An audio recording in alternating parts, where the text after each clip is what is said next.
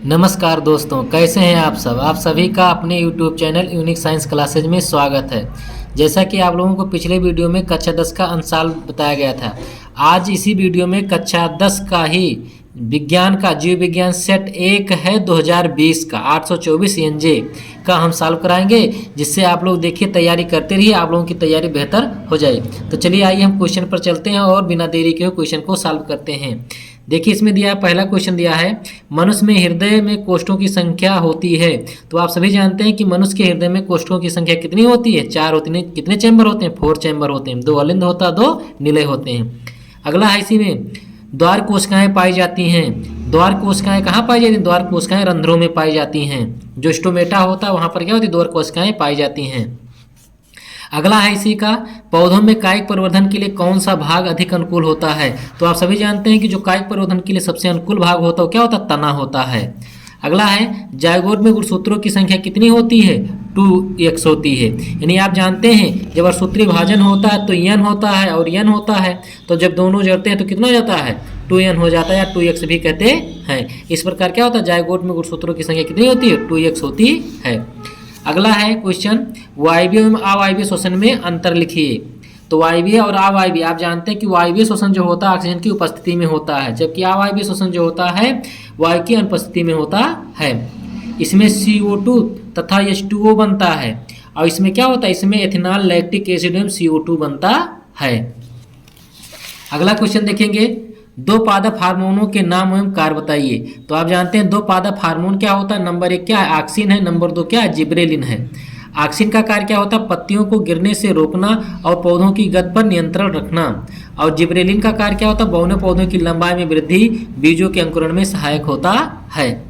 अगला क्वेश्चन है, ऐच्छिक एवं अनैच्छिक प्रतिक्रियाएं क्या है, प्रत्येक को उदाहरण द्वारा स्पष्ट कीजिए। तो आपको बताया गया कि ऐच्छिक क्रियाएं वह क्रियाएं होती हैं जो अपनी इच्छानुसार कार्य करती हैं, जबकि अनैच्छिक क्रियाएं वह क्रियाएं होती हैं जो अपनी इच्छानुसार कार्य नहीं करती हैं। तो आइए देखते हैं ऐच्छिक क्रियाएं। ऐच्छिक क्रियाएं जिन्हें इच्छानुसार सोच समझकर करते हैं उन्हें ऐच्छिक क्रियाएं कहते हैं, जैसे खाना पीना, उठना बैठना, खेलना कूदना, चलना फिरना आदि। अनैच्छिक क्रियाएं वह क्रियाएं होती हैं जिन्हें हम सोच समझकर नहीं कर पाते और जिन पर अपना नियंत्रण नहीं रहता, ऐसी क्रियाएं अनैच्छिक क्रियाएं कहलाती हैं। जैसे हृदय का धड़कना, नसों में खून का बहना, भोजन निगलने के बाद भोजन का आहार नली में न रुकना, ये सब क्या होते हैं, अनैच्छिक क्रियाओं का उदाहरण होते हैं। अगला क्वेश्चन है, वृक्काण नेफ्रॉन का एक स्वच्छ नामांकित चित्र बनाइए तथा इनके कार्यों का वर्णन करना है। क्या होना, चित्र के साथ कार्य भी बताना है। तो आइए देखते हैं नेफ्रॉन क्या होता है। प्रत्येक नेफ्रॉन में ऊपर की ओर एक कप के आकार की संरचना होती है जिन्हें बोमेन संपुट कहते हैं, या बोमेन संपुट कहते हैं या बोमेन कैप्सूल कहते हैं, दोनों एक ही है। इस कप में बहुत सारी रक्त कोशिकाओं का जाल होता है जिन्हें ग्लोमेरुलस कहा जाता है, हिंदी में केशिका गुच्छ बोला जाता है। बोमेन कैप्सूल में रक्त छनता है और बोमेन कैप्सूल में अपना उत्सर्जी पदार्थ छोड़ देता है। इसके बाद ग्लोमेरुलस से छना हुआ रक्त पिछली मध्य सिरा में आ जाता है और बोमेन कैप्सूल से संबंधित थैली एक लंबी पतली ट्यूब होती है जिन्हें नेफ्रॉन ट्यूब कहा जाता है, जो अपने दूसरे पर संग्रहित थैली में खुलती है और अंत में मूत्रवाहिनी से होता हुआ मूत्राशय में इकट्ठा हो जाता है। आप देख रहे हैं यहाँ पर क्या है, यहाँ पर ये क्या है, एक नेफ्रॉन की क्या है, संरचना है। ये कप के आकार की जो संरचना होती है ये इसे क्या बोलते हैं, बोमेन संपुट बोला जाता है। और बोमेन संपुट में क्या होता है, कोशिकाओं का बहुत सघन जाल होता है जिसे ग्लोमेरुलस से केशिका गुच्छ बोलते हैं। और यहाँ पर क्या होता है, एक समीपस्थ कुंडली नलिका होता है। यह समीपस्थ कुंडली नलिका यू आकार की नली से जुड़ा होता है। जो यू आकार की नली होती है उसे हेनले लूप कहते हैं या हेनले का चाप बोलते हैं। और हेनले चाप क्या होता है, आगे बढ़ता हुआ संग्रह नलिका में जाकर खुल जाता है, इसे दूरस्थ कुंडली नलिका कहते हैं। और संग्रह नलिका क्या होती है, इस मूत्र को धीरे धीरे मूत्रवाहिनी के माध्यम से भेज देती है। अगला क्वेश्चन है, द्विसंकर संकरण की सहायता से मेंडल के वंशागत के नियम को समझाइए। तो आप जानते हैं मेंडल के जो वंशागत के नियम हैं, वंशागत के 3 नियम देते हैं, प्रभाविता का नियम, युग्मकों की शुद्धता का नियम और स्वतंत्र अव्यूहन का नियम। तो इसमें मेंडल के नियम को समझाना, तो मेंडल के नियम में आप जानते हैं प्रभाविता का नियम, जब प्रभावी लक्षण का जीन और अप्रभावी लक्षण का जीन दोनों एक साथ उपस्थित होते हैं तो केवल प्रभावी लक्षण वाला जीन अपना लक्षण प्रदर्शित करता है, अप्रभावी लक्षण वाला जीन अपना लक्षण प्रदर्शित नहीं कर पाता। यही प्रभाविता का नियम होता है। जैसे पौधों की लंबाई ये प्रभावी है, ये लक्षण अप्रभावी है दोनों। जैसे इसमें अर्धसूत्री विभाजन हुआ, कैपिटल टी है और स्मॉल टी है, इनमें पहले क्या होगा, अर्धसूत्री विभाजन होगा, कैपिटल टी अलग होगा, स्मॉल टी अलग होगा। और जब इसमें संकरण कराएंगे कैपिटल टी और स्मॉल टी से, तो कैपिटल टी स्मॉल टी हुआ, तो ये क्या होगा, सामान लंबा होगा। और जब सामान लंबा होगा तो यहाँ पर प्रभावी लक्षण का जीन है और अप्रभावी लक्षण का जीन है, और दोनों उपस्थित है। तो यहाँ पर प्रभावी लक्षण वाला जीन अपना लक्षण क्या कर रहा है, प्रदर्शित कर रहा है। अप्रभावी लक्षण वाला जीन अपना लक्षण प्रदर्शित नहीं कर पाता। आइए देखते हैं युग्मकों की शुद्धता का नियम।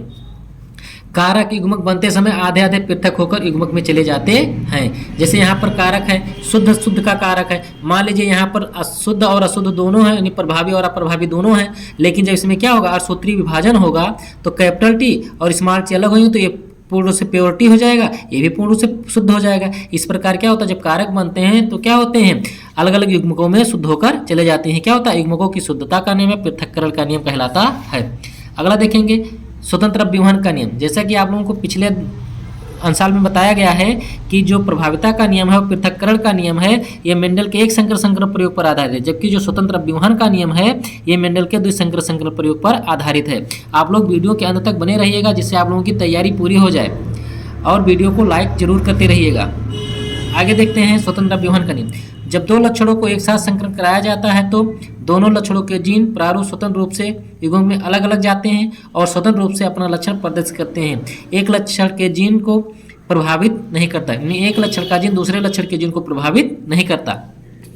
जैसे यहाँ पर देख रहे हैं, गोल प्रभावी लक्षण है, पीला क्या है, प्रभावी लक्षण है, झुर्रीदार अप्रभावी है, हरा क्या है, अप्रभावी है।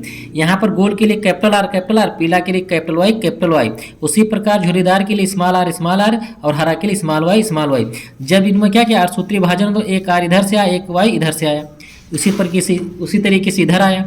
अब यहाँ पर क्या हुआ, यहाँ पर देख रहे हैं अप्रभावी और प्रभावी है, यहाँ पर क्या है, प्रभावी और अप्रभावी है। लेकिन यहाँ पर देखिए ये दूसरे लक्षण है, ये दूसरा लक्षण है, दोनों एक साथ उपस्थित हैं, तो ये प्रभावी होने के कारण क्या होगा, गोल होगा, और ये क्या होगा, पीला होगा। यानी दोनों युग्मक एक साथ उपस्थित हैं, लेकिन ये युग्मक ना इसको प्रभावित कर रहा है, ना ये युग्मक इसको प्रभावित कर रहा है। इसलिए क्या है, स्वतंत्र रूप से अपना लक्षण प्रदर्शित कर रहे हैं। ये क्या स्वतंत्र अव्यूहन का नियम है। अगला क्वेश्चन है, परागण की परिभाषा दीजिए, पुष्प के लंब कार का नामांकित चित्रों द्वारा निषेचन क्रिया को स्पष्ट कीजिए। तो आइए देखते हैं। परागण वो प्रक्रिया है जिसमें परागकण स्त्री केसर के त्याग तक पहुंचते हैं, परागण कहलाते हैं। यानी जो परागकोश से परागकण निकलते हैं और परागकण जो निकलते हैं वो परागकण वर्तिकाग्र तक पहुंचते हैं, तो वह प्रक्रिया क्या कहलाती है, परागण कहलाती है। अब देखिए निषेचन की प्रक्रिया। पुष्पीय पौधों में परिपक्व वर्तिकाग्र पर उसी प्रजाति के परागकण पहुंचते हैं तो उसे परागण कहते हैं। परागण की क्रिया को आगे चलकर जब इन नर तथा मादक जनन इकाइयों का संयोजन होता है तो इसे निषेचन कहते हैं। कोई वर्तिकाग्र पर ही अंकुरित होता है इसमें किसी जनन छिद्र के से निकलकर परागनलिका वर्तिकाग्र के अंदर प्रवेश करती है तथा वर्तिकाग्र से में होती हुई अंडाशय में पहुंचती है और भ्रूण कोश में ही नर व मादा युग्मकों का क्या होता है, मिलन होता है। और मिलन होने के बाद क्या होता है, जायगोट एक अंडकोश का से फर्टिलाइज होता है, एक द्वितीयक केंद्रक से फर्टिलाइज होता है। द्वितीयक केंद्रक से जो फर्टिलाइज होता है वो भ्रूणपोष का निर्माण करता है, और जो अंडकोश का से फर्टिलाइज करता है वो भ्रूण का निर्माण करता है। भ्रूणपोष का कार्य होता है विकसित हो रहे भ्रूण को पोषण देना। इस प्रकार आपका परागण की प्रक्रिया पूरी हो जाती है। ये देखिए इसका क्या है, चित्र है। इस चित्र के माध्यम से आप देख लीजिए और इसका स्क्रीनशॉट ले लीजिए, जिससे आपकी तैयारी बढ़िया से हो जाए। Thank you so much.